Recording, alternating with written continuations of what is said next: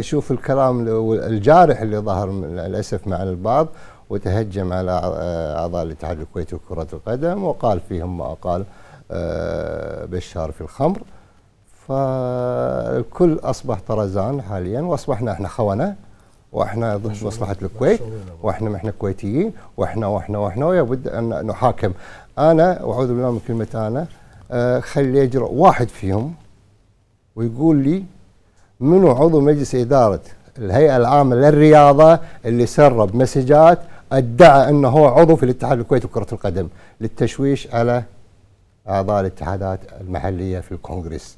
وصلت التزييف في أحد أعضاء الهيئة العامة للرياضة. كلام خطير يا أبو محمد، وين صار؟ أول مرة نسمعها منك. موجود وكلام محاسب عليه. أنا عضو هيئة الرياضة، عضو أحد أعضاء هيئة الرياضة اللي كانوا ضمن الوفد الرسمي. نعم. اللي في المكسيك. ارسل مسجات حق منو؟ مسجات لبعض من الاتحادات المحليه الاهليه. نعم. انه هو يدعي انه هو عضو مجلس. طيب هذا كلام مرسل ولا عندكم دليل؟ عندي دليل.